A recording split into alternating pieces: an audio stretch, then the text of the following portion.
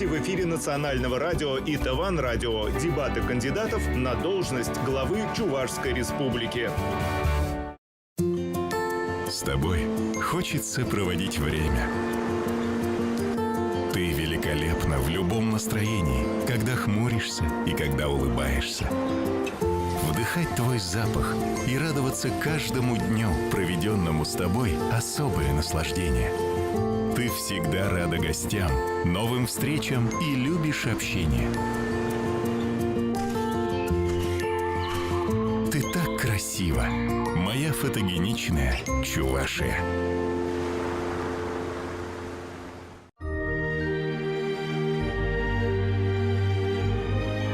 Ох, какая молодец! Читает.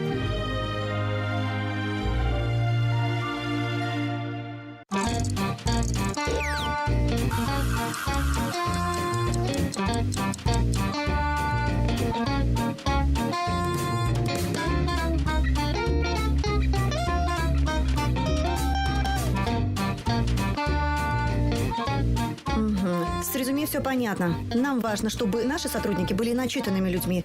Какая ваша любимая цитата Экзюпери?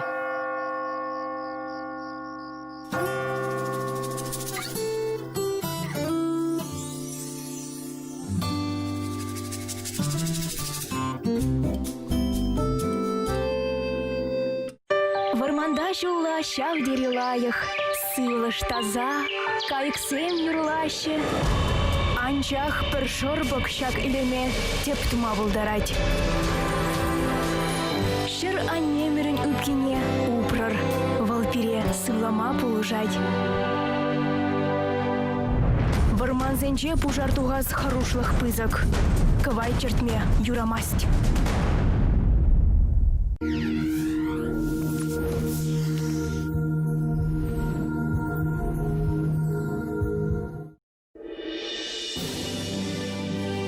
Выборы 2020. Агитационные материалы кандидатов на должность главы Чувашской республики.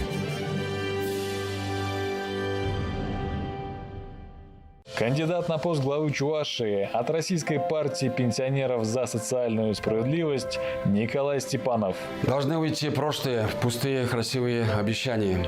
Пришло время заняться реальными делами. У нас есть четкое понимание, как улучшить ситуацию в республике. Я готов работать на благо жителей Чувашии.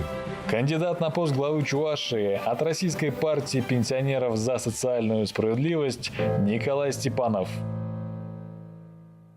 13 сентября. Вся Чувашия голосует за свое будущее. Сельское хозяйство – гордость Чувашии. Качество жизни на селе должно быть как в городе. Я начал свой трудовой путь с чувашских полей. Уверен, пришло время поднять село, помочь новой техникой и построить предприятия по переработке. Сделаем нашу чувашскую продукцию известной на всю Россию, возродим село. Программа развития Чувашии для каждого жителя. Сергей Матвеев, кандидат на должность главы Чувашии. Партия «Патриоты России». Я считаю, что власть должна быть нравственной и ответственной. Честные закупки, открытый бюджет, реальная помощь жителям республики. На личном примере депутата Чебоксарского района я доказал, что можно работать честно и открыто, помогать землякам. В качестве главы республики я буду действовать в интересах родной Чувашии и каждого ее жителя. Сергей Матвеев. Помогать каждому. Я, Константин Степанов, обращаюсь к вам. В 2010-м Москва назначила нам главу. Он поддерживал пенсионную реформу, создал коррумпированное правительство, запрещал митинги, повышал налоги. Итог – 3-е место в стране по коррупции и последнее по доходам граждан. История повторяется. Нам снова указывают, кого выбирать. Я и ЛДПР переломим ситуацию, дадим свободу и надежду. Во власть придут новые лидеры, а приоритетом станет не статистика, а люди. Республике нужен свой глава, а не назначенный Москвой. Поддержите меня, Константина Степанова. Дорогие земляки, Хакла Ендишсем, действующая власть подняла пенсионный возраст, налоги, цены на ЖКХ, жить становится хуже. Молодежь уезжает из республики. Китайские инвесторы за бесценок скупают земли наших предков. Хватит бояться, хватит это терпеть. Чувашия, просыпайся. 13 сентября приходите на выборы за КПРФ, за Александра Андреева. Не позволим продать нашу Чувашию. 13 сентября 2020 года. Единый день голосования. Выборы главы Чувашской республики. Выборы 2020. Совместные выступления кандидатов на должность главы Чувашской республики.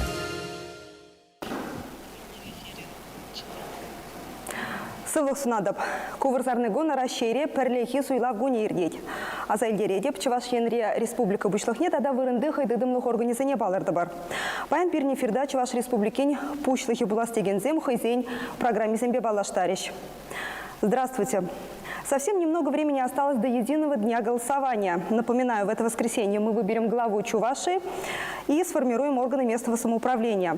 Сейчас в прямом эфире национального телевидения Чувашии, национального радио и ТВАН радио совместные агитационные мероприятия или дебаты кандидатов на должность главы Чувашской республики.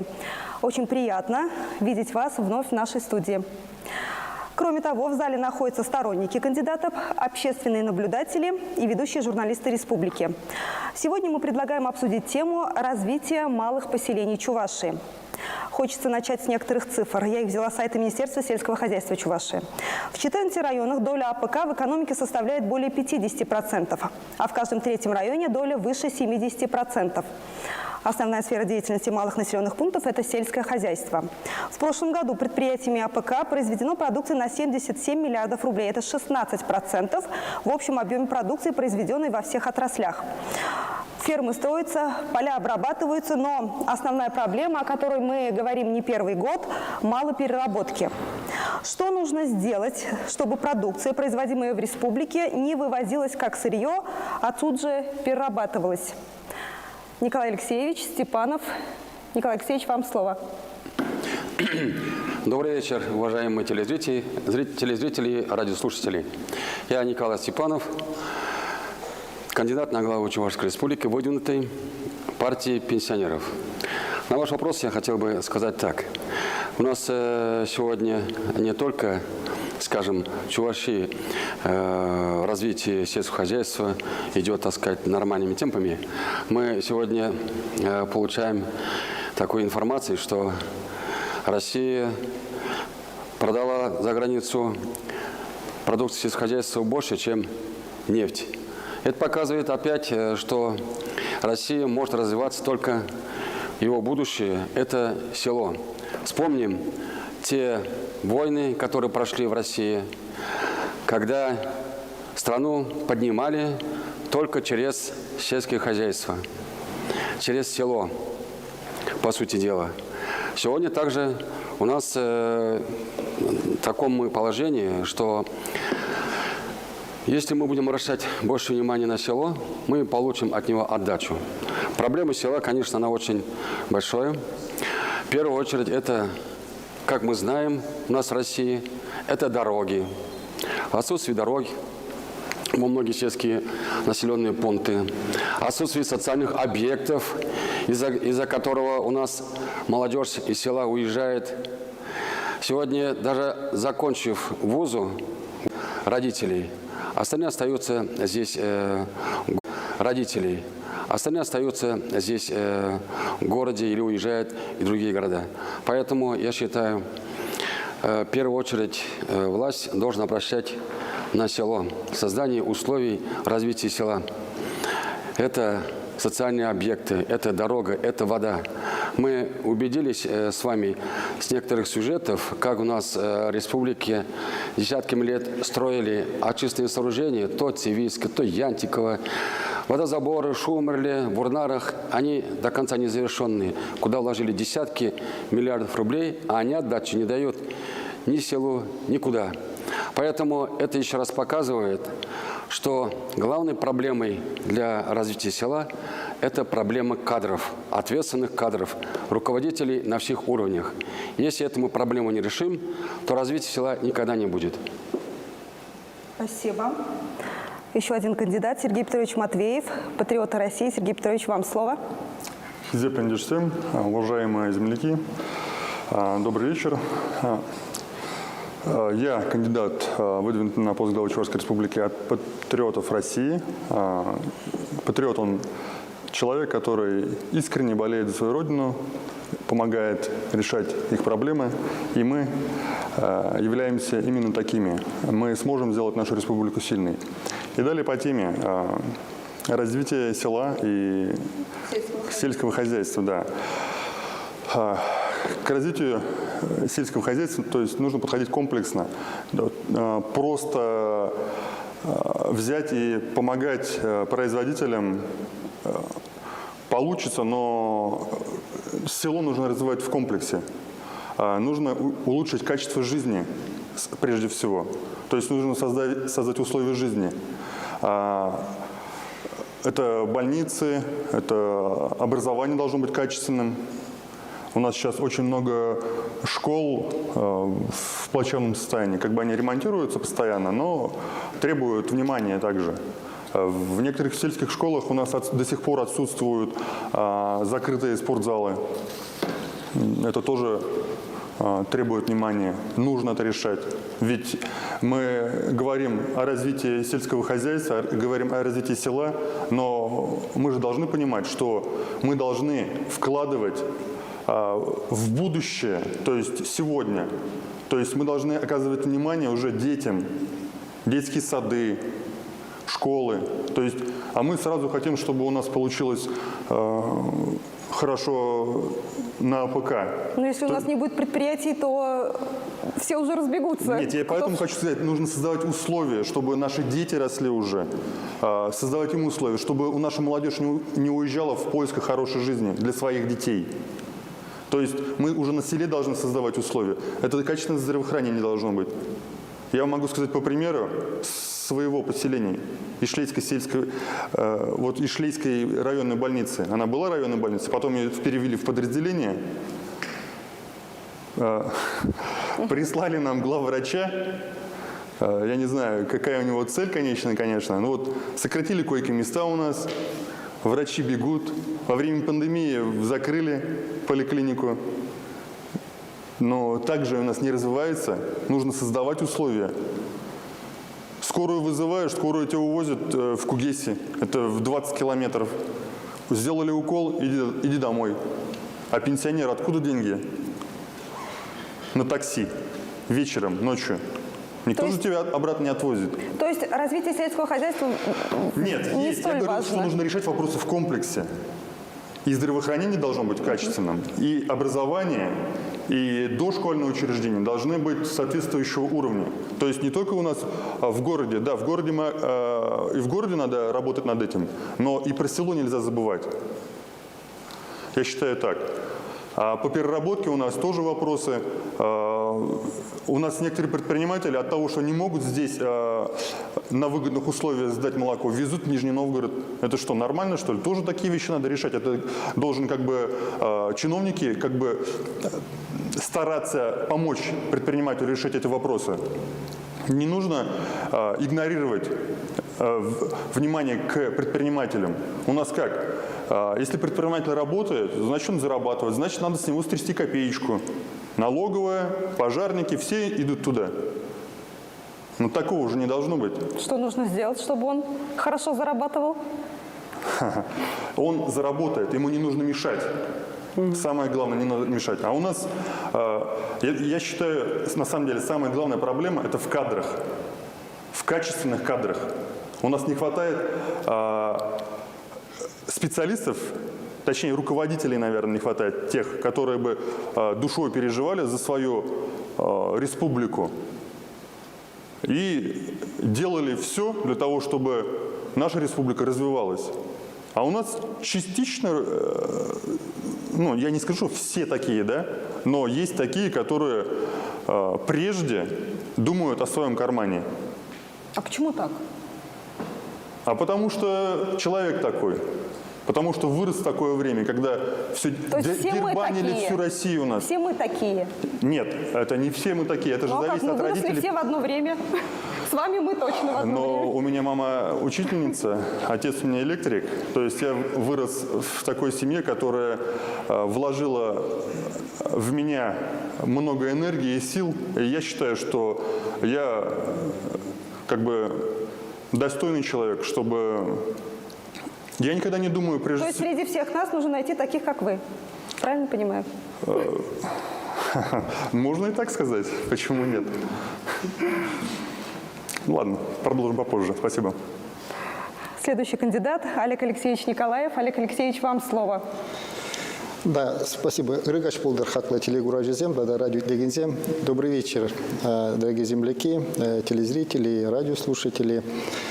На самом деле развитие сельской территории и сельского хозяйства для нашей республики является очень важной составляющей. Во-первых, доля ВРП, доля сельского хозяйства в валовом региональном продукте достаточно большая, около 30%. Это во-первых. А во-вторых, у нас около 40% населения проживает в сельской местности.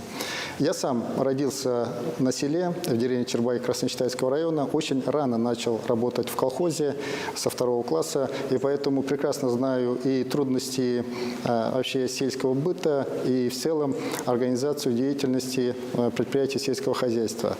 Для того, чтобы решить проблемы сельской территории и сельского хозяйства, разработана комплексная программа развития Чувашской республики на ближайшие 5 лет. Там уделено особое внимание именно этой проблематике. И в целом за это время, за 5 лет, инвестиции в развитие в инфраструктуру сельской территории, создание условий жизни и труда на территории сел и сельской территории составляют более чем 30 миллиардов рублей.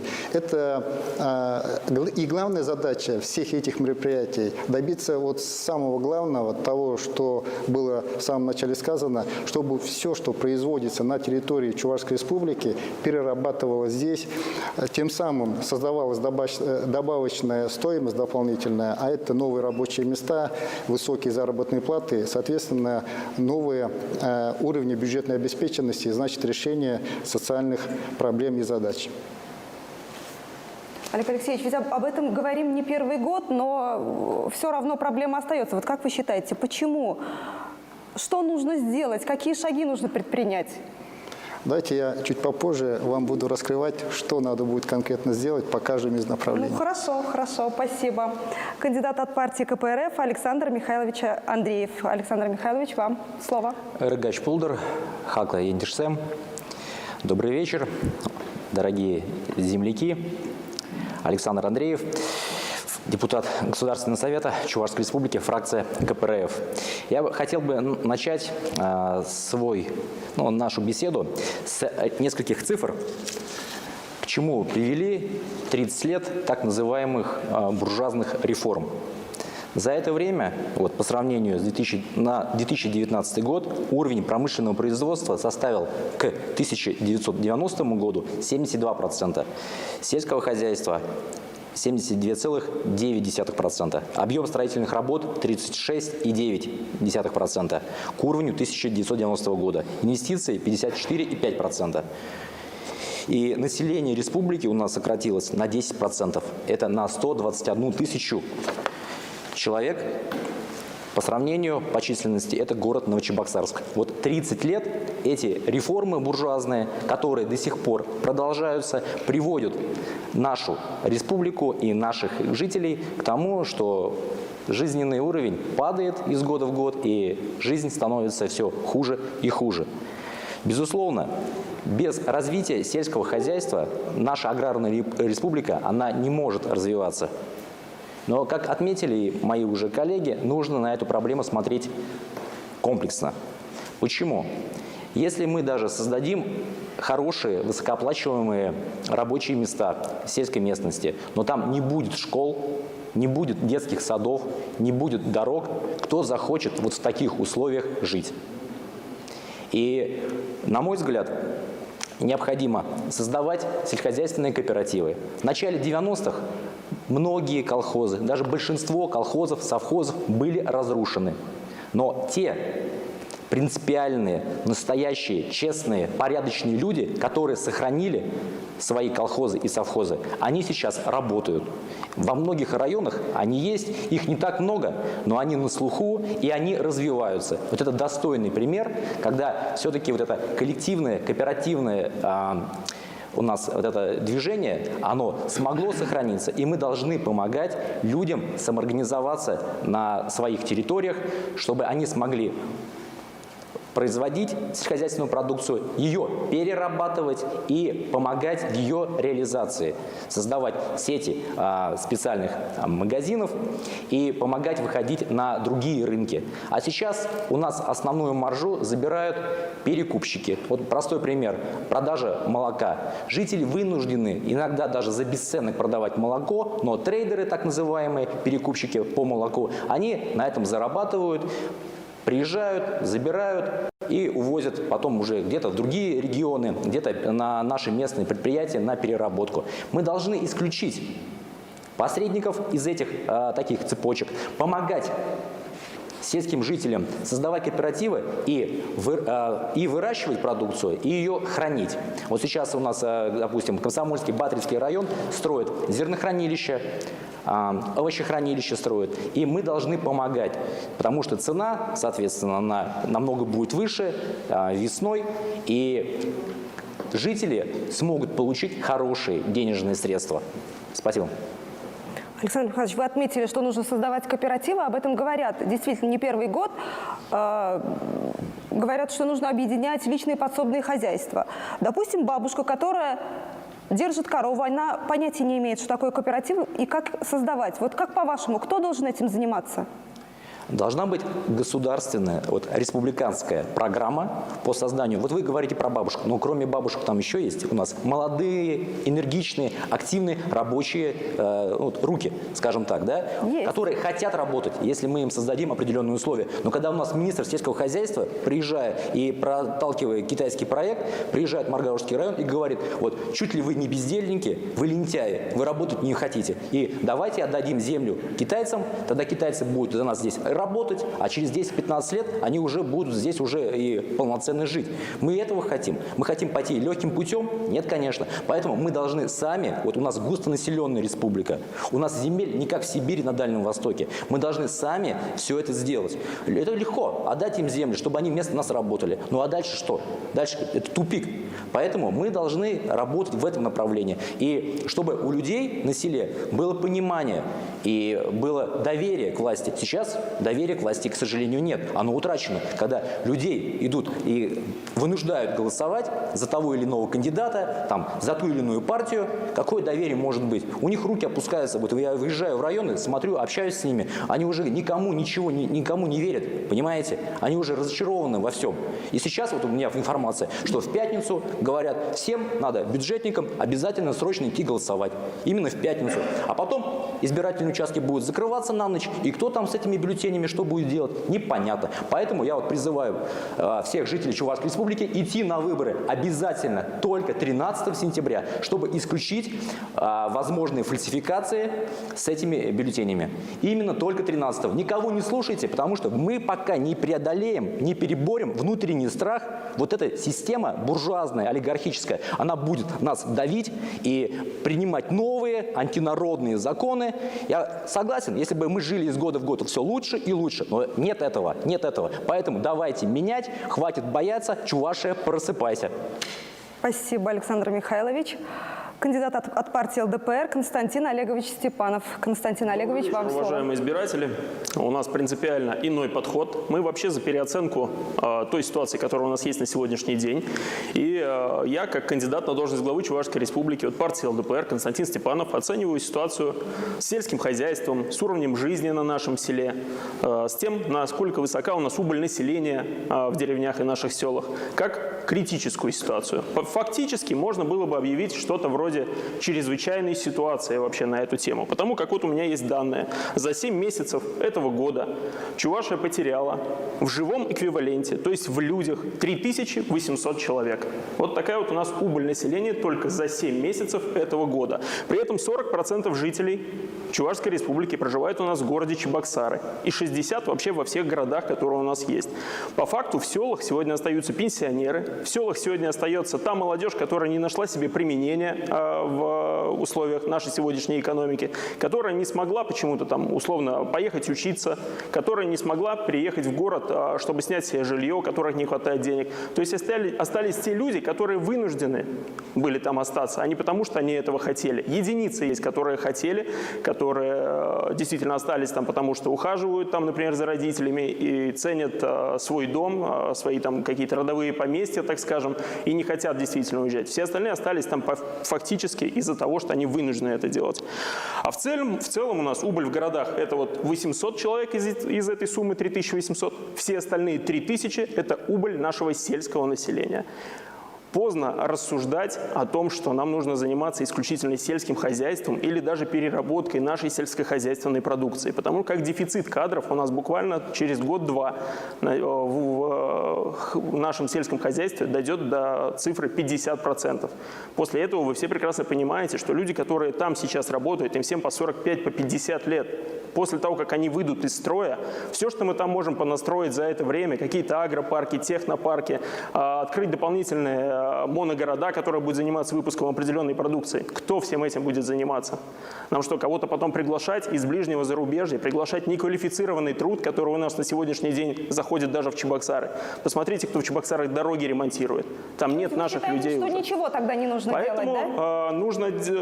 Вы почему меня перебиваете? Хорошо. Мы вас Сейчас слушаем. время чье идет? Мое или ваше? Когда я говорю, ваше время останавливается. Вот, мое время до сих пор тикает, я прошу мне добавить. И больше не вмешиваться. Попрошу в то, что я говорю. Хорошо. Говорю не для вас, а для избирателей. Поэтому необходимо поменять полностью подход к этой проблеме, признать, что государство за последние 20-30 лет совершило очень большие ошибки, много раз обманывало население, в том числе и сельское население, чего только не обещали. И то, что помогут производить продукцию, и то, что помогут ее перерабатывать. Николай Федоров, ныне сенатор, который опять может стать нашим сенатором, который был президентом Чувашской республики, он одно время обещал каждому району по 1000 квадратных метров на сельскохозяйственной ярмарке, которая должна была быть на Николаева построена. Туда втопили в том числе и государственные деньги. И что там, через 2 года она стала банкротом, так и не открывшись, собственно. И вот с таким отношением люди, безусловно, думают, ну ты государство, но ты мне столько времени все это обещал, но почему мы должны в этот раз тебе поверить? Поэтому нужно признать, что были совершены ошибки и совершенно пересмотреть весь подход. Глава Чувашской республики должен на сегодняшний день иметь политическую волю и должен в каких-то случаях, может быть, не просить денег через какую-то видеосвязь, а просто-напросто поехать в Москву и сказать федеральным властям: уважаемые, на сегодняшний день вымирает. Вы знаете, то, что вот эти производства, о которых вы говорите, что можно здесь открыть, и о той поддержке, вот эти вот программы, которые сейчас у нас есть, сельский доктор, там, сельский фельдшер, учителей отправляют, тоже там дают, предоставляют жилье. Вы знаете, что это на самом деле не работает. Это нужно было запускать лет 15-20 назад, и только тогда, возможно, это бы остановилось. И это все, что может на сегодня предложить, вот эти вот ничтожные программы, это все, что может сегодня предложить сегодняшнее государство со всеми этими бесконечными министерствами, с шикарными зданиями, с прекрасными автомобилями, с богатейшими сенаторами, которые у нас попадают в Forbes. Вот прошлый Лебедев, который сейчас находится в международном розыске, он у нас в Форбсе состоит, представляете, уважаемые избиратели. И вот это государство дает на сегодняшний день вот эти вот ничтожные программы. Поэтому нужно все это пересмотреть, и республика должна вместо того, чтобы вбахивать миллиарды в нашу набережную в городе Чебоксары, покупать какой-то военный корабль, списанный за 130 миллионов рублей. Сейчас показали новую мечту. Метеоры будем покупать по Волге, будем Марпасад ездить за час, там еще за 100 с лишним рублей, и 200 человек она будет вмещать. Вот вместо этого всего, вместо пафоса, вместо ненужного абсолютно никому автопарка администрации главы Чувашской республики, которую нужно продать не только в виде автомобилей, но и тех зданий, которые здесь стоят в Чебоксарах на соседних улицах. Вот эти все деньги нужно освободить. Перестать устраивать праздники, перестать озеленять город на 25 миллионов ежегодно, каждый раз однолетними цветами, перестать приглашать сюда непонятных певцов на День города, которые берут невероятные гонорары, и в принципе они никому не нужны, устраивать там вот эти вот бесконечные вип-ложи, как у нас это принято в чебоксарской администрации, и начинать наконец-то заниматься нормальными делами и честной работой. Тех чиновников, которые сегодня работают на селе, их нужно повыгонять к чертовой, не буду говорить грубо, их нужно повыгонять из кабинетов, надеть на них резиновые сапоги, потому что нормальных дорог до сих пор в большинстве поселений, особенно отдаленных, нет. И пусть они пойдут по территории и посмотрят, как живут сегодня люди. Прямо сегодня были в Шумерлинском районе, пришла вот эта вот сельский доктор, сельский фельдшер, ей дали жилье, ей дали коробку, где нет ни нормальной воды, ни нормального электричества, и она сама снимает себе квартиру.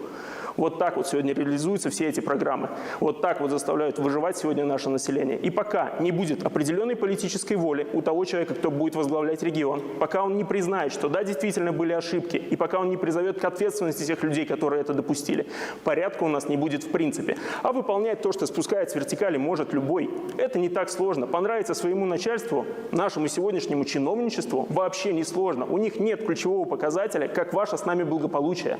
Чувашия, бедная республика, находится на 73-м месте в России по уровню доходов населения, но на 3-м месте по уровню коррупции по версии Генеральной прокуратуры. Вот до чего нас довела эта система и эта вертикаль. А знаете, какие у них показатели? Ваше с нами благополучие, здоровье, может быть, уровень жизни? Вовсе нет. У них есть КПИ, у них есть проценты, у них есть статистика. И вот это вот у нас все было всегда прекрасно. У нас Чувашия была на 2-м месте по уровню инвестиций, якобы, хотя инвестиций к нам так и не пришло по инвестиционной привлекательности. У нас выясняется, что более 50% там людей занимаются постоянно спортом, а вы выйдете вот прямо сейчас во двор вот здесь вот и увидите, что турники свободны, а алкаши будут сидеть около каждого подъезда. И вот так вот у нас все. У нас на бумаге все всегда отлично, но статистика, к сожалению, в большинстве случаев нам врет. Поэтому нужен абсолютно иной подход, нужна открытая, честная власть и принципиальная в этих вопросах. Я обещаю, что если к власти приду я в Чувашской республике, кандидат на должность главы ОТЛДПР Константин Степанов, и если наших депутатов поддержат в округах Чебоксарской горсобрания и по республике, то мы все это изменим. Власть станет открытая, доступная, прозрачная, а главным нашим критерием успешности будет вовсе не какая-то статистика, не какой-то там вымышленный КПИ и отчеты перед этой Москвой, шефу московскому, а ваше с нами благосостояние и ваш уровень жизни, ваше здоровье и благополучие. Проголосуйте за меня, за Константина Степанова. Я единственный, кто говорит здесь правду. Спасибо. Спасибо. Вы все уже отметили, что на селе нужны новые рабочие места. Сегодня, даже если в деревне есть хорошо развивающиеся предприятия АПК, как раньше трудоустроить туда всех невозможно, потому что, например, на современных технически оснащенных фермах много рабочих рук не требуется. Так тогда где и как трудоустроить людей? Какие рабочие места на селе нам нужны и какие требуются меры поддержки? Николай Алексеевич, вам слово. Ну, вопрос, конечно, интересный. Хотя я вот тоже сегодня просматривал и статистику, и анализ экспертов, которые показывают, что в ближайшие 3-4 года в селе не то, что необходимо надо будет создавать рабочие места, потому что там будет некому работать. В действительности. А так, конечно, для того, чтобы в селе создавать рабочие места, это надо развивать пищевую промышленность. Если мы не будем создавать и развивать пищевую промышленность там, где производится сельхозпродукция, то, конечно, мы также будем продавать сырье, которое, по сути дела, большой отдачи не дает. Поэтому это одно из направлений, которое должен быть в сельском хозяйстве. Это как раз создание, развитие пищевой промышленности. Это первое. Второе. Вот здесь товарищи, мои коллеги отметили, что сегодня, если посмотреть по районам, есть 1, 2, 3, в каждом районе может быть хозяйство, которые в виде кооператива сохранили те совхозы, колхозы, где настоящий руководитель. Эти предприятия работают, у них все получается, у них и молодежь остается, у них есть и рабочие места. Но вот я считаю, что если мы хотим развивать сельскохозяйство, нам необходимо создавать и агрохолдинги, чтобы, значит, эти агрохолдинги, объединяя предприятия фермеров, могли производить продукцию сельскохозяйства, его перерабатывать и реализовать. Вы посмотрите, почему в том же Краснодарском крае или Ростовской области такие агрохолдинги существуют, они действительно, так сказать, развиваются. Там нет такого отъезда молодежи, потому что там они сами, кроме государственной поддержки, сами зарабатывают деньги, создают условия и прекрасные условия для развития молодежи и для жития. А у нас таких точек нету в республике. Я не вижу, что у нас где-нибудь такое предприятие мог, как раньше при советской власти, помните, наверное, кто помнит, когда сильные совхозы, колхозы, они сами строили и клубы, и детские садики, и школы, и ничего у государства не спрашивали, потому что они были самодостаточны. У нас сейчас таких предприятий нет. Мы все ходим, просим, чтобы государство помог. Я абсолютно согласен тем, что надо готовить кадры руководителей. А сегодня у нас что происходит? До смешного доходит. Действительно, мы избираем депутатов районных городских собраний, они назначают главу администрации. И вообще непонятно, вот за 2, 3, 5 лет, кто, так сказать, дорабатывает свои 5 лет глава администрации, что они создали в своем районе. Они абсолютно не отвечают за создание рабочих мест, за развитие села, за то, чтобы люди чувствовали, что власть к ним относится по-человечески, создает им условия жизни. Они действительно сегодня занимаются в основном выборами. А роль начальника управления сельского хозяйства районов, я вообще не понимаю, чем вообще они занимаются и за что они отвечают. Поэтому не решим проблемы кадров, не повысим ответственность персональную. Когда проваливший руководитель, он должен быть известен всей республике. А не так, кулуарно назначили, кулуарно убрали, и никто не знает, что он там натворил. При таком отношении у нас никакого движения не будет. У нас не будет никаких кадров, у нас не будет ни развития села и так далее. Я абсолютно согласен, когда бюджет принимается, направляются деньги районам, городам. Как можно говорить о развитии села, если ни один нормальный объект, как я раньше назвал, до конца не доведено? Те же очистные сооружения и так далее, дороги нормальные. А у нас, если посмотрим город Чебоксары, через каждые 2 года те же центральные улицы, где нормальный асфальт снимают и на 200, 300, на 500 миллиарда рублей заново асфальт ложат. Для чего? А если посмотреть, даже у нас в Чебоксарах есть улицы, переулки, где уже асфальта давно нет. Но опять бесконтрольность, скажем, республиканской власти, абсолютная бесконтрольность депутатского корпуса, который мы сегодня собираемся с вами 13 числа избрать. И избираем мы таких депутатов, которые у нас относятся к одной власти, и они абсолютно никакие решения не принимают. Они просто голосуют то, что предлагает администрация. Разве нам такие депутаты нужны? Хотя мы говорим, их избрали мы, население. Они отчитываться только должны перед своими избирателями. Они почему-то отчитываются только перед руководителями районных городов. Вот это нельзя допустить. Тогда у нас будет изменение, если мы, в конце концов, изберем тех, которые будут за наших избирателей. Изберем тех, которые ответственны перед своими избирателями.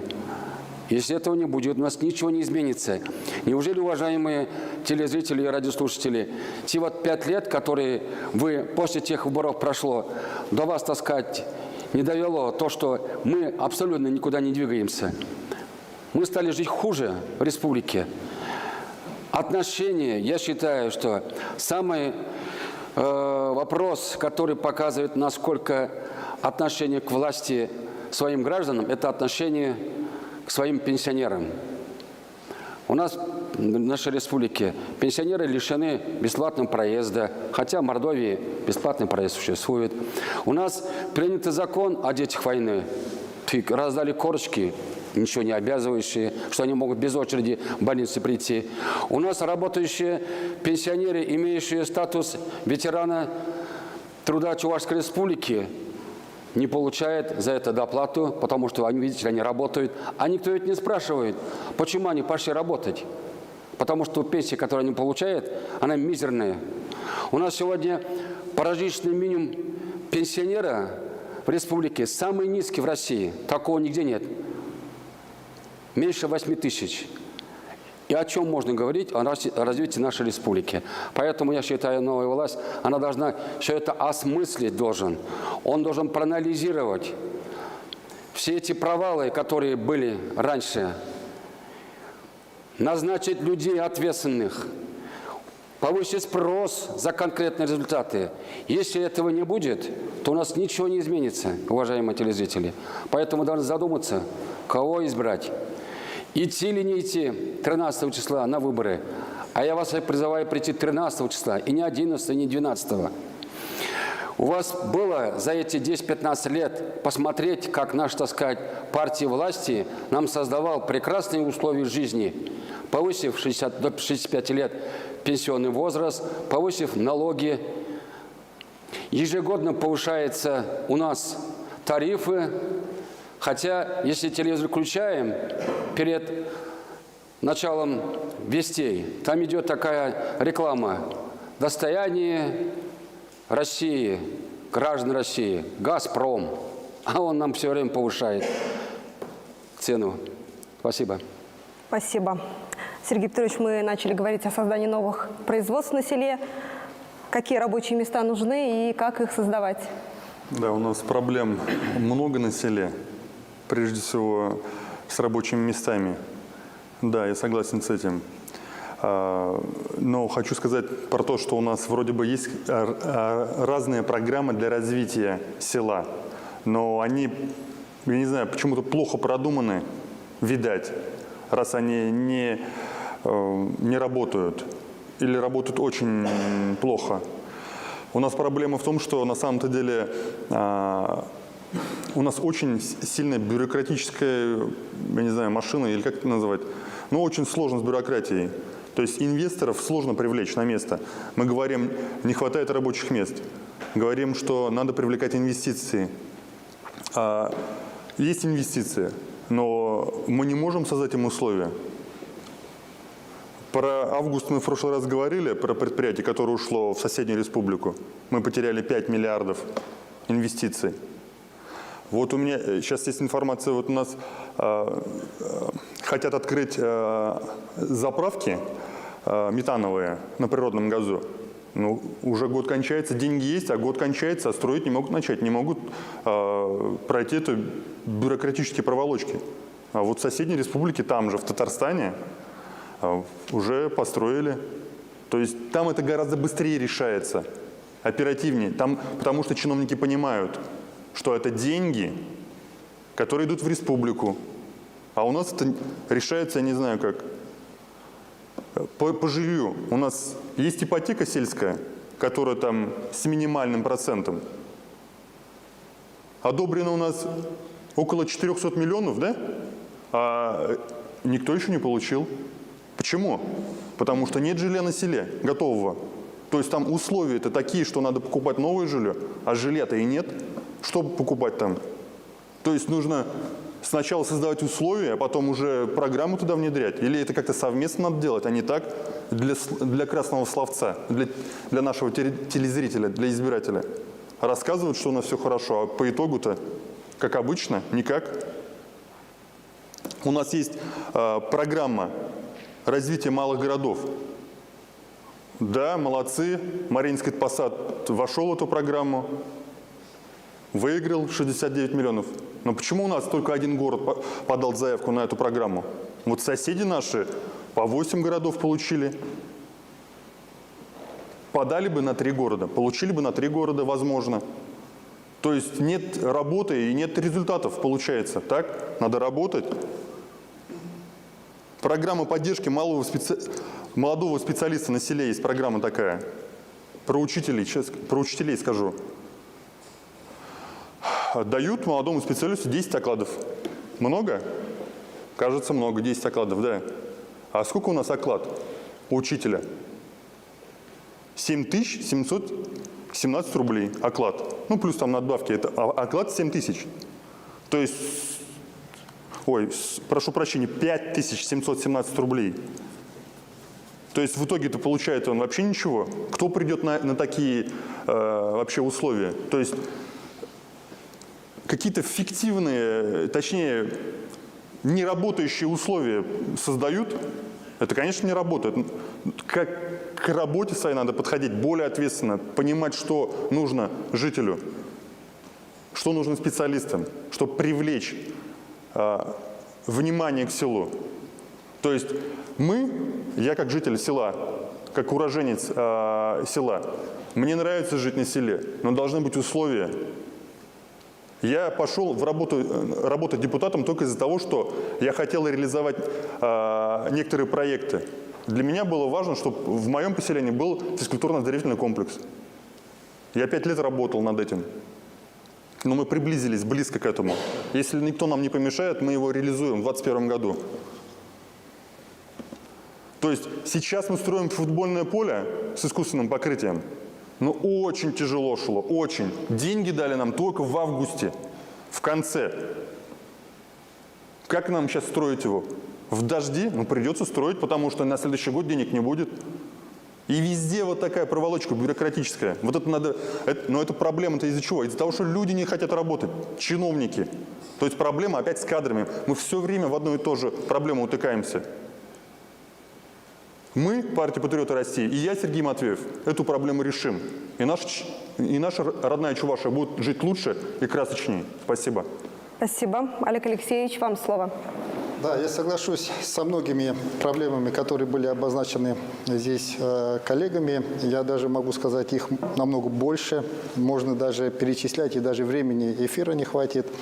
Но для того, чтобы решить проблемы, надо сделать несколько вещей, вот таких основательных. Надо их осознать, проанализировать, понять, куда мы хотим прийти через некоторое время, в данном случае, допустим, через 5 лет, составить четкий план и, засучив рукава, работать над ее реализацией. И тогда результат, несомненно, будет. С моей стороны, такая программа разработана. Причем эта программа разработана на основании тех предложений, которые собраны со всех уголков Чувашской Республики. Каждый, кто хотел, участвовал в ней и давал свои предложения. И таким образом в программе учтены очень-очень многие проблемы, которые волнуют жителей. Как я уже сказал, только на развитие инфраструктуры сельской территории будет направлено более чем 30 миллиардов бюджетных средств. Почему акцентирую на слове бюджетных средств? Потому что в данном случае программа направлена на то, чтобы через развитие инфраструктуры стимулировать привлечение иных средств, прежде всего федерального бюджета и частных инвестиций. И в данном случае, на мой взгляд, не зазорно просить, когда деньги приносят конкретный результат, создают новые рабочие места, создают возможность получать высококвалифицированную медицинскую помощь, получать хорошее образование, проводить удобное и комфортное время. Для этого, я думаю, что деньги можно и нужно просить. За 5 лет будут реализованы только крупных инвестиционных проектов 166, а то и больше. Будут реализовано более чем 3700 проектов на основе инициативного бюджетирования, а это прежде всего благоустройство территорий конкретных населенных пунктов по конкретным пожеланиям жителей. Только в этом году таких проектов реализовано 832. И из них 357 – это дороги населенных пунктов. А вот дороги имеют основополагающее значение, кстати. Здесь надо сказать, что на сегодняшний день структура автомобильных дорог в Чувашской Республике следующая. Из 12, чуть более чем 12 тысяч километров, 386 – это федеральные дороги. 1570 километров – это региональные, все остальное муниципальные. Ну и, соответственно, уровень качества. Федеральные более 80% соответствуют требованиям, региональные чуть более 40%, муниципальные чуть меньше 30%. Поэтому задача наша – приложить максимум усилий для того, чтобы подтянуть качество именно муниципальных дорог. Только в этом году будут отремонтированы более чем 270 километров именно муниципальных дорог. Мы сейчас прорабатываем вопрос перевода части дорог на региональный уровень с тем, чтобы они получили большую поддержку. В том числе часть региональных дорог на федеральный уровень, чтобы усилить их качество. И здесь нам дает прекрасные возможности строительства скоростной магистрали М12 Москва-Казань. Вот эта дорога, 94 километров, его часть, будет проходить через Чувашскую республику. И здесь мы получим, с одной стороны, возможность загрузить наши производственные мощности, с другой стороны, развить территорию вокруг этой дороги. Ну и, конечно же, получить новые компетенции. Ну и, конечно же, в сельской территории много было сказано про кадры, совершенно верно.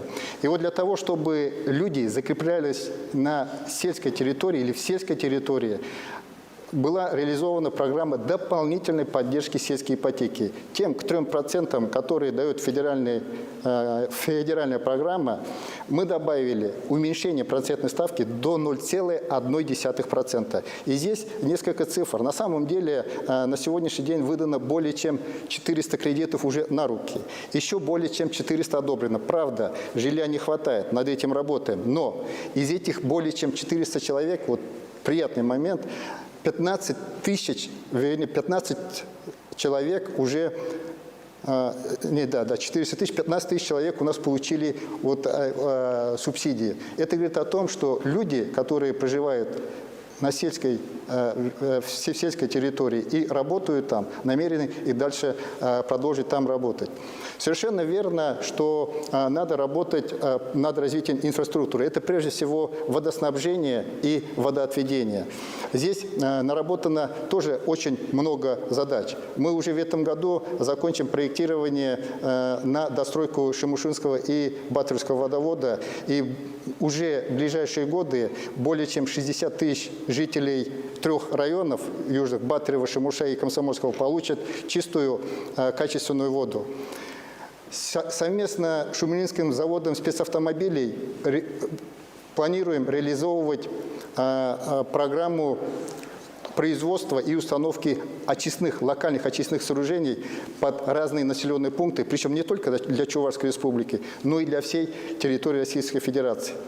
И таким образом, решая последовательно задачи, мы добьемся того, что, с одной стороны, на сельской территории будут появляться центры переработки, которые будут стимулировать производство сельскохозяйственной продукции, создание инфраструктуры, будут подтягивать туда для того, чтобы, то есть и создание комфортных условий, чтобы люди закреплялись на селе. Ну и в конечном итоге у нас, согласно плану, только экспорт продукции вырастет в 2 раза. На сегодняшний день это примерно 26 миллионов долларов. Через 5 лет мы планируем достичь этого показателя примерно более чем 49 миллионов долларов США в эквиваленте. Это говорит о том, что если мы будем делать продукцию, которая будет оценена и будет покупаться за рубежом, значит, эта продукция качественна и соответствует всем стандартам, которые на сегодняшний день существуют. Спасибо. Александр Михайлович, хочется услышать ваше мнение. Какую продукцию нужно производить в Чувашии? Я с удовольствием сейчас рассказал бы жителям Чувашии. Также красиво все. Если бы проработал 7 месяцев временно исполняющим обязанности главы Чувашской республики. Но у меня такой возможности не было. И я скажу своими словами, с учетом своего опыта, проблема с кадрами. Но я повторяю, необходимо вернуть прямые выборы глав сельских поселений, районов и городов. Без этого мы не сможем навести порядок. Потому что главы сельских поселений, районов, городских поселений и городских округов, они занимаются в первую очередь исключительно выборными вопросами. Их надо освободить от этого. И их оценивать, их деятельность оценивать по итогам социально-экономического роста и состояния веренных им муниципалитетов и поселений. А сейчас нам говорят, давайте проценты, давайте кандидатов поддержите. Если вы этого не сделаете, то мы вас там держать не будем. Если мы вот этого не изменим, то не будут у нас в руководстве поселений городов и районов люди, хозяйственники. И тогда у нас не будет никакого развития сельских территорий и поселений. Хочу привести пример. Вот, на самом деле бывают такие случаи, когда безразличие к своим жителям оно проявляется в том случае, когда человек, он напрямую не избран народом, а кем-то поставлен вышестоящим начальством. Вот в Канаше более 100 жителей, более 100 собственников жилых, нежилых помещений вынуждены оплачивать. Вот они в свое время установили приборы индивидуального отопления и оплачивали только потребление газа. Сейчас администрация города Канаша начала выставлять им счета и выходить с исками о взыскании с них услуг по отоплению, централизованному отоплению. Получается, они платят и за газ, потому что у них индивидуальные приборы учета, и они вынуждены платить уже сейчас за централизованное отопление. Это вот нонсенс. И я с этим сталкивался как депутат в других районах, в других городских поселениях. Там местные власти шли навстречу, и они решали эти вопросы, подписывали акты. Может быть, чуть с опозданием, но, по крайней мере, шли навстречу жителям. А вот в городе Канаше нет понимания, и в итоге они вынуждены судиться. И даже было собрание депутатов города Канаша, где они приняли соответствующий документ и рекомендовали администрации города Канаша решить этот вопрос. Но вот в таком правовом государстве мы, к сожалению, живем. И вот когда мы выберем настоящих народных глав сельских поселений, городов, то тогда они будут в первую очередь отвечать перед своими жителями. Не изменив это, мы не изменим всю систему и не сможем развивать сельские территории. Спасибо. Константин Олегович, вы можете продолжить свой монолог. Да, я слышал об этой программе, о которой здесь так много сегодня говорят, в том числе Олег Алексеевич. Да, это есть такая программа, я ее действительно видел, говорят, она даже 6 томов. Целиком, конечно же, я ее не читал, но, уважаемые избиратели, это не более чем агитматериал. Такой же агитационный материал, который есть у меня. Вот, у него есть выходные данные. И ту программу, которую сегодня единороссы таскают по каждому родительскому собранию, заносят в каждый подъезд, проводят в школах бесконечную агитацию, в больницах своими коллективами. Это такая же агитационная листовка, агитационный материал и так далее. А вовсе никакой не план нашего спасения, который обязательно будет реализован. Нет такого документа и нет такой персональной ответственности, чтобы мы через 5 лет кого-то прям взяли и за это спросили. А если не выполнил, например, то вот садись на скамью подсудимых. На самом деле такого принципа у нас нет. И я уже приводил пример, что никто из предыдущих за свои невыполненные обещания не понес никакой ответственности.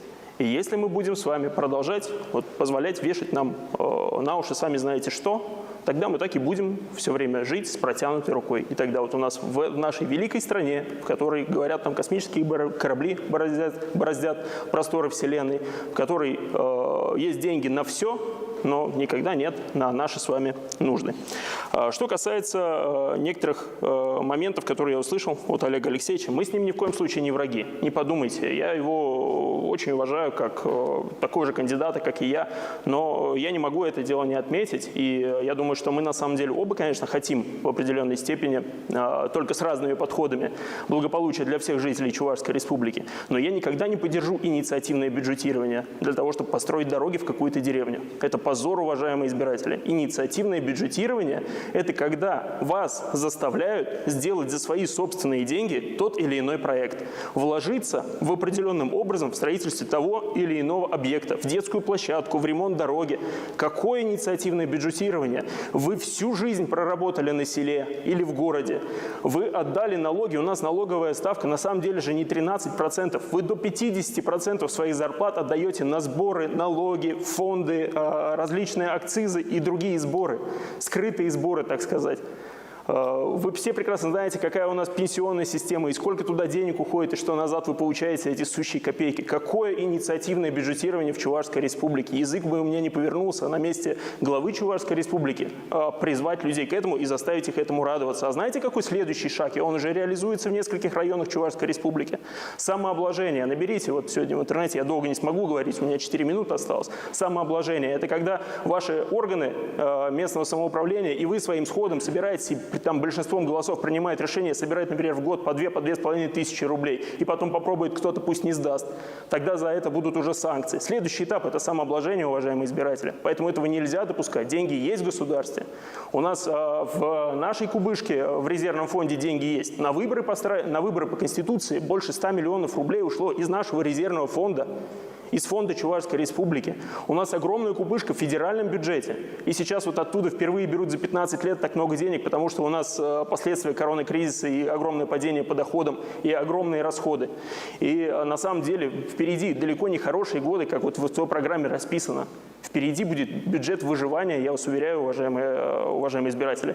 И вы увидите, что в ближайшие 5 лет тот самый госсовет, который состоит сегодня из единороссов, которые поддержали временно исполняющие обязанности главы, и ходят за него, агитируют, и депутаты Чебоксарского городского собрания ходят за него, агитируют. И они будут принимать урезание бюджета. Они будут покушаться в том числе даже на социальные гарантии, на социальные блага. Вы это все увидите. И я говорю правду, как я уже сказал. На самом деле будущее Чувашии, оно в молодежи. Но молодежь сегодняшней власти не верит. Молодежь сегодня недовольна этой властью. Молодежь сегодня не может выражать свои мнения. Молодежь сегодня не имеет права на какие-то митинги, шествия и демонстрации. Все запрещается. В городе Чебоксары людей отправляют за Волгу, там, говорят, идите, отстаивайте свои права. Сегодня молодежь не может реализовать свои права в Чувашской Республике, к сожалению. Она попадает сегодня под административные наказания. За людьми следят, проводят обыски, кошмарят все, что можно. В интернете запрещают все, что можно. Олег Алексеевич, кстати, был соавтором поправок по обязательной регистрации подтверждения данных при использовании интернет-мессенджеров. Это элемент контроля. Это абсолютно вредный и негативный законопроект. Нельзя идти по этому пути. Все нормальное европейское общество, а мы тоже европейское общество, должно быть свободным, прозрачным. Ценности людские, здоровье, благополучие, свобода должны быть всегда на первом месте. И никак иначе, а ни в коем случае вертикаль власти. Поэтому никакого инициативного бюджетирования, никакого самообложения. Много инвесторов вот сказали. Звучит классно, много инвесторов, деньги придут. Но вы знаете, вот я вам один пример приведу. Сейчас готовится инвестиционный проект ПАО Т+, которому по концессии будут передавать наши тепловые сети в городе Чебоксары. Якобы они потом вложат туда деньги. Ну, мы же с вами прекрасно помним, чем закончилась последняя история с коммунальными технологиями. Им точно так же передавали сети. И до чего они довели? Они довели их до ужасного состояния, а потом просто обанкротились, схлопнулись, вывели денег сколько смогли. И, в общем-то, сейчас концов не найти. И мы опять наступаем на те же грабли. Аффилированной фирме, вот этой ПАО Т+, аффилированной к олигарху Квихсельбергу, будем передавать наши коммунальные сети, вместо того, чтобы задать центру, Москве задать вопрос. Слушайте, у нас на протяжении многих лет прошлая власть и да любая власть, любой чиновник развалил наши коммунальные сети, развалил нашу канализацию, разваливал наш водоканал, брал один из бывших глав городов, из мэров городов Чебоксары, брал валютные кредиты для того, чтобы якобы провести инвестиции в наш водоканал, и до сих пор вот выплачивают эти деньги, потому что курс доллара скаканул. Абсолютно безответственное отношение ко всему. Сельская ипотека – абсолютная не панацея. Ну, есть жилье, а выходит во двор, а там грязи по колено. Дороги нормальной нет, больницы нормальной нет. Пока молодой еще можно с этим мириться, но достигнут они 40-летнего возраста, 35, появятся у них дети, нет нормального детсада. Куда они его будут возить? На чем? На вот этом ржавом пазике, который власти покупают для наших детей. В городе предприниматели заставили купить автобусы по 8, по 9 миллионов рублей за штуку. А сами-то для детей власти покупают пазики по 1,5, по 2 миллиона. Эти опасные. Поэтому, на самом деле, проблема наша не вот в этих вот мелочах, не в этих программах. Проблема наша в том, что на самом деле общий курс наш, он не меняется. И поменять его может только человек с политической волей и только со смелыми решениями и идеями. И такой человек я, Константин Степанов, и партия ЛДПР. Спасибо. Вы все уже отметили, что в деревнях необходимо развивать инфраструктуру. Как действительно повысить качество и уровень жизни в сельской местности? Какие меры могут быть приняты? Какие наиболее острые вопросы вы можете отметить, которые, может быть, сегодня не решаются или неэффективно решаются, а вы в своей программе предлагаете возможные пути выхода из проблемы? Пожалуйста, Николай Алексеевич. Мне кажется, вот уже все мы однозначно отмечали о том, что проблемы на селе – это как в России. Это дороги, это отсутствие воды, это отсутствие социальных объектов, отсутствие нормальной работы, чтобы молодые люди могли там развиваться и могли предоставить своим детям полноценное образование. Все это оно отражается, в конце концов, потому что, в первую очередь, на молодежи, потому что они же сейчас общаются в интернете, видят, как в городах живут, в других регионах живут. И после этого, конечно, им не хочется оставаться на селе. Хотя на селе это прекрасно. Я сам тоже житель села, там родился, вырос. Это хорошо. Но без тех условий, которые сегодня отсутствуют, конечно, невозможно создавать. Я еще раз хочу вернуться и сказать, во всем этом, это в первую очередь, это кадры, ответственность кадров. Можно составить любую программу, красивую, некрасивую. У нас у всех программы есть. Мы можем сейчас целый час рассказывать о своих программах. Но если не будут профессиональные кадры, люди ответственные, если не будет персональная ответственность, которую еще раз хочу подчеркнуть, если мы не будем использовать опыт наших старших товарищей, то никакого движения на селе не будет. У нас и так сегодня, даже по этой статистике, 40 тысяч, более 40 тысяч земли не обрабатывается республикой. Это наши республики, где плотность населения самая высокая. А ведь во все времена войны были только из-за земли, а мы сегодня эту землю просто, так сказать, теряем. Спасибо. Сергей Петрович, вам слово. Да, обсудили много сегодня проблем. Но я, наверное, скажу так, что основная проблема в кадрах, да, я как бы согласен с этим и неоднократно говорил про это. Вот, наша партия «Патриоты России» собрана из профессионалов, из опытных людей, которые сможет нашу Чувашию вывести на другой уровень развития. Мы сможем заявить о себе во всей России. Вот у нас соседи, Татарстан, да, они же отстаивают свои интересы, они могут это сделать. Чеченцы тоже молодцы, да? У них же не посягает на их территорию никто. То есть нам же не нужно для этого выходить с оружием, чтобы мы отстояли свои интересы. То есть это зависит от главы республики, как он отстаивает интересы. То есть он может привлечь больше денег, больше инвестиций может привлечь. Это работа главы республики. Глава республики не должен заниматься там, я не знаю, дворовыми территориями, я не знаю, не должен облагораживанием заниматься. То есть это все должно решаться без него. То есть это само собой автоматически должно решаться. Распределение денег тоже должно решаться без него. То есть подписал указ, надо распределять на развитие села. Деньги должны уйти. Они должны там застрять в Минфине. Без указа главы они там не шевелятся. Видите ли, им, как сказать, они другого уровня.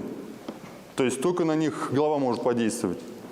А такого не должно быть. Должно все работать, как часы, автоматически.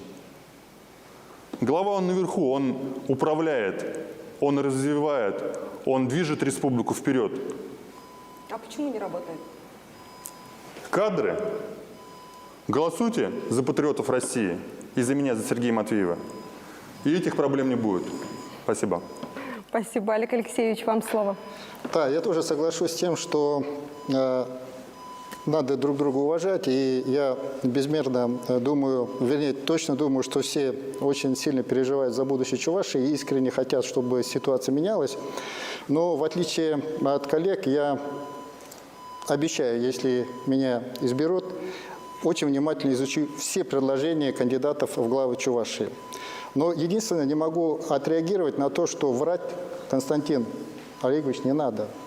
На общероссийское голосование было выделено 69 миллионов рублей. Из них на обеспечение мер безопасности от ковид. Из них 23 миллиона рублей было потрачено, и 46 сейчас направлено на голосование в рамках выборов главы Чувашии и депутатов в органы местного самоуправления для того, чтобы решить, опять же, вопросы безопасности.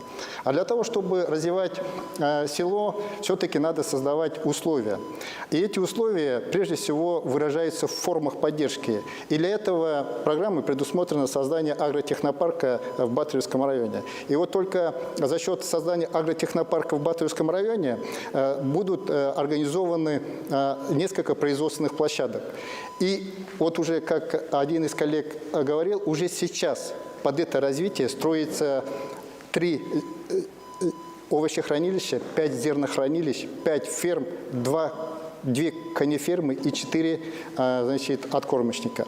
То есть вот такие эффекты развития, они очень важны. Опять же, говорили в рамках прошлых дебатов про ТСРы. Вот у нас в Канаше есть индустриальный парк и территория опережающего социально-экономического развития. И вот уже 2 раза приезжала компания АКФ Электрик. И планируется создать. Вот был последний приезд буквально несколько дней назад, и они посетили несколько предприятий Чувашской республики, в том числе Чувашский госуниверситет, электромеханический колледж и в Канаше техникум. И планируется создать завод с инвестициями 3 миллиарда рублей, и рабочих мест там будет создано более чем 1000 человек. То есть вот такого рода поддержка, она имеет конкретные результаты. Или другой пример. В этом году мы увеличили форму поддержки для сельхозтоваропроизводителей. На покупки оборудования и техники довели субсидии до 40%. При строительстве коровников также до 40%. При строительстве заводов по производству комбикормов 30%. И что мы видим? У нас покупка техники и развитие производственных фондов, строительство зернохранилищ увеличилось в 2,5 раза только за этот период. До конца года эта цифра, скорее всего, дойдет до 3%. То есть вот конкретные формы поддержки, которые обеспечивают условия ведения хозяйственной деятельности, которые позволяют увеличить производительность труда и улучшить условия труда, несомненно, дают результат. Ну и кадры. Про кадры правильно было сказано управление сельского хозяйства в районах. Мы уже приняли решение и реализуем в ближайшее время согласование всех кандидатур в начальники управления сельского хозяйства в муниципальных образованиях Министерством сельского хозяйства Чувашской республики. Соответственно, это уже входной уровень квалификации. Дальнейшее повышение квалификации периодическое. Таким образом, будут решаться поэтапно те задачи, которые приведут к поступательному развитию. Спасибо.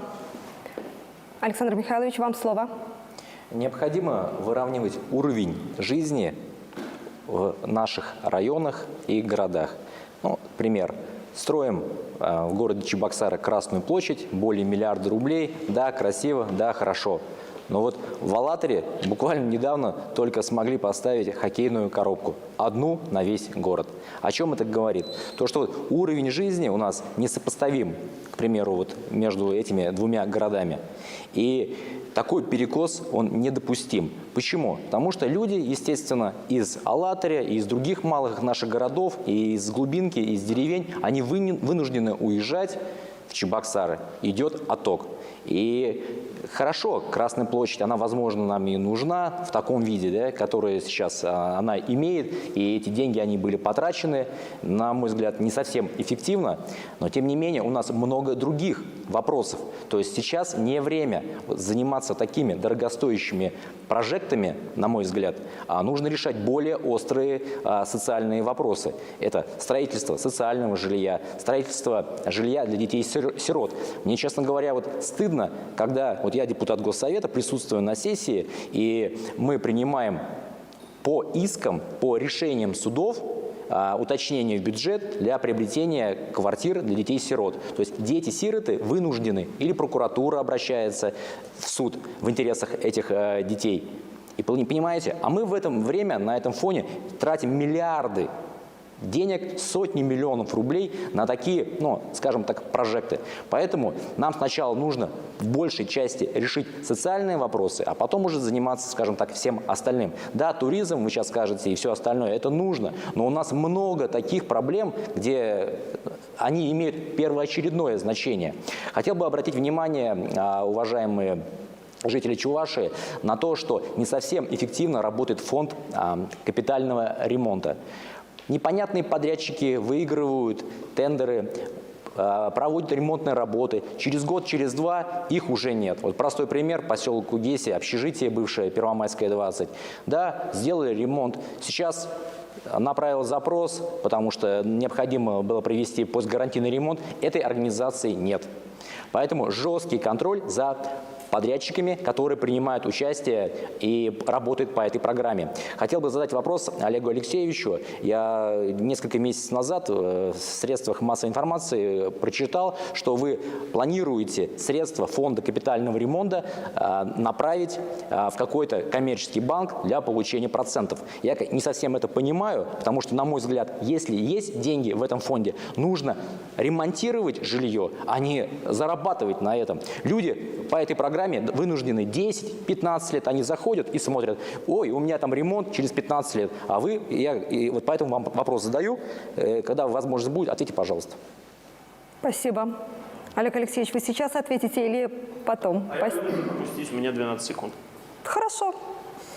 Действительно, время, отведенное нам, заканчивается, и у вас есть возможность подытожить наше общение и обратиться к нашим телезрителям и радиослушателям.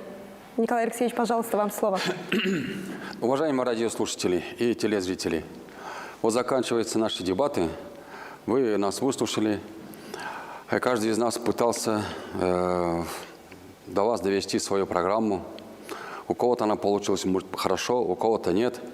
Я хотел бы только подчеркнуть еще одну свою мысль.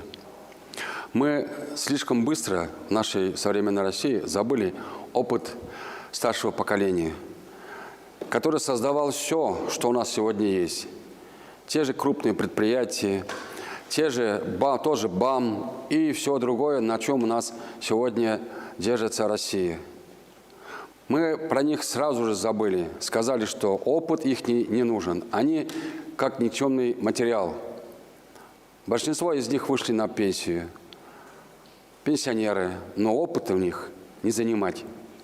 Если мы действительно хотим поднять свою республику, мы должны решать два принципа. Это надо использовать профессионалов, надо повышать ответственность кадров, надо использовать опыт старшего поколения.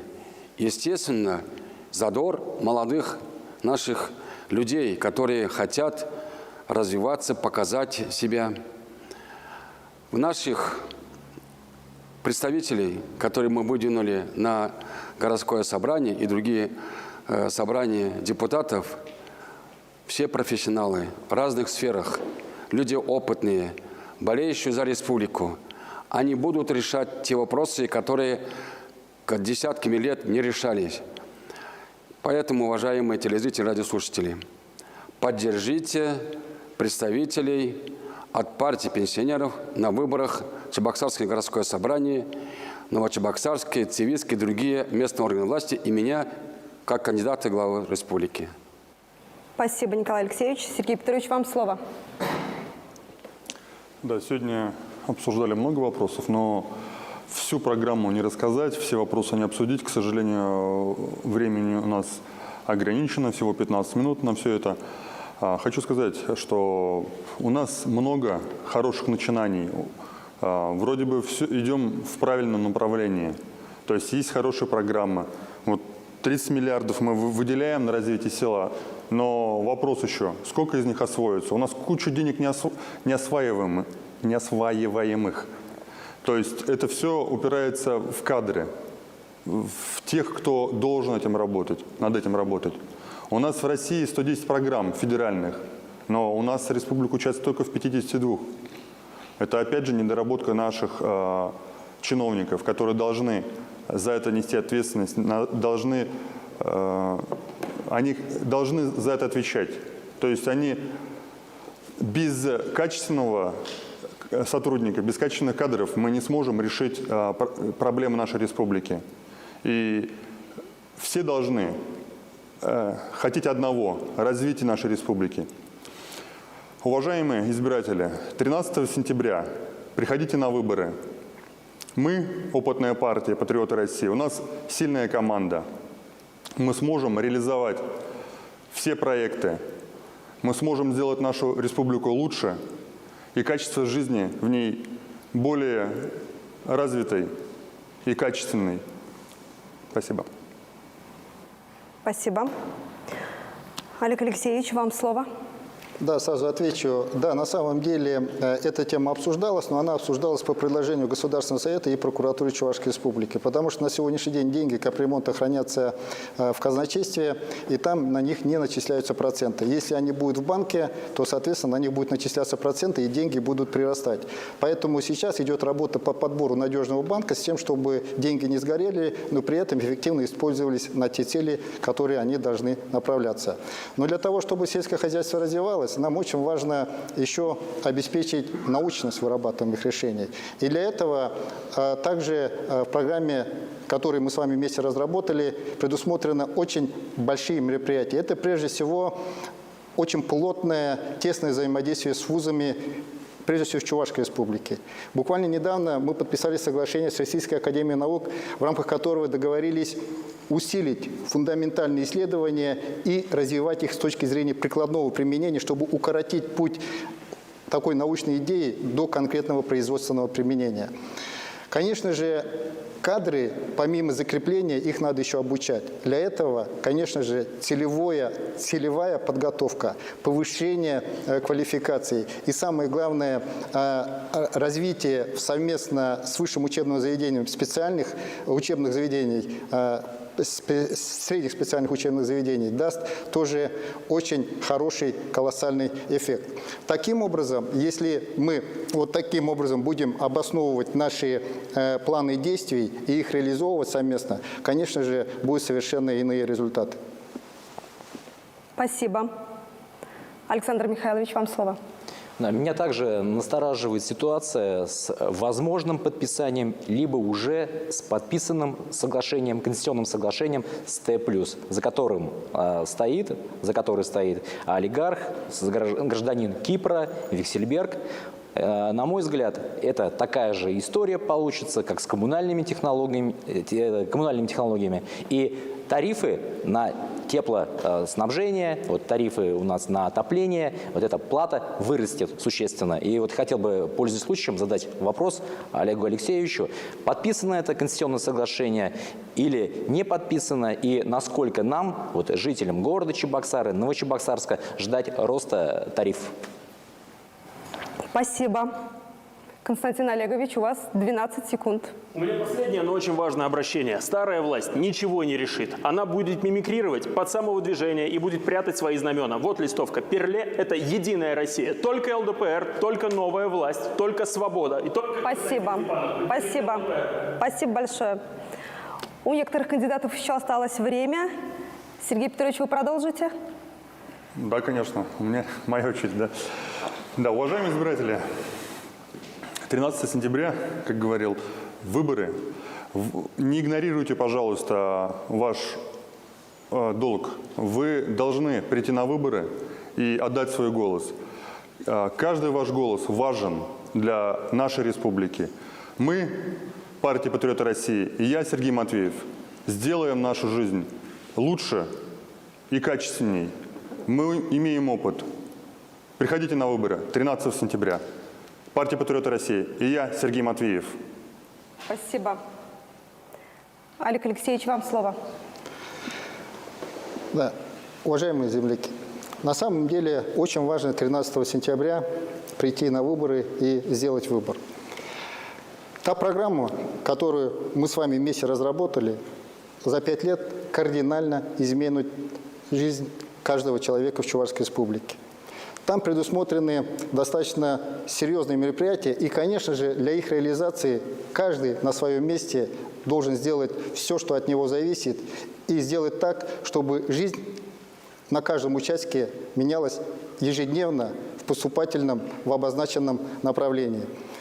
И для этого я вас еще раз призываю 13 сентября обязательно прийти на выборы, сделать выбор в пользу того, чтобы Чувашия последовательно, динамично развивалась к обозначенной цели для улучшения жизни каждого. Спасибо. Александр Михайлович, у вас осталось время? Да, очень жаль, что я не получил ответа на свой вопрос. И я думаю, что вот этот вопрос, подписание конституционного соглашения с Т+, должно быть максимально открытым, максимально прозрачным, с участием Государственного совета, публичных каких-то организаций, населения, потому что это очень важно. Со своей стороны, как будущий глава Чувашской республики, я хочу сказать, что мы обязательно восстановим автобусное сообщение после ликвидации Чуваш-Автотранса, ежемесячные денежные выплаты детям войны, реальные меры социальной поддержки. Мы добьемся того, чтобы оплата жилищно-коммунальных услуг не была более 10% совокупного дохода семьи. Сейчас вы все знаете, что это непомерные услуги ЖКХ, это очень дорого, и люди просто-напросто выживают. Мы все это сделаем, если вы сделаете правильный выбор, и именно только 13 сентября. Ничего не бойтесь. Не бойтесь, что вас там уволят или еще что-то сделают. Вся вот эта действующая власть, она стоит и держится на нашем страхе. На нашем страхе быть уволенными или еще какие-то там санкции могут быть применены. Но хватит бояться. Чувашия, просыпайся. Мы должны сделать выборы правильными, честными, открытыми. И только после этого у нас будут изменения, которые вы сможете ощутить уже в самое ближайшее время. Сейчас нам навязывают то Москва, то еще какие-то олигархические банковские структуры, как нам жить. Мы сами, наш многонациональный чувашский народ, мы сами должны решить, как нам жить, как нам развиваться и каким путем идти. Хватит это терпеть. 13 сентября за Александра Андреева, за КПРФ. Спасибо большое. Надеюсь, всем хватило времени высказаться, а самое главное, жители нашей республики вас услышали. Это были совместные выступления кандидатов на должность главы Чувашской республики. Уже в это воскресенье выборы главы Чувашской республики. Напоминаю, избирательные участки будут работать 3 дня, поэтому найдите время посетить ваш участок. Шагнбасыв Булажатпар, Эрни Гунран Вырзарны Гунчень, Суила в участок не Щице, Сазлама Вахоттубар. Чибер Юлар. 13 сентября 2020 года. Единый день голосования. Выборы главы Чувашской республики.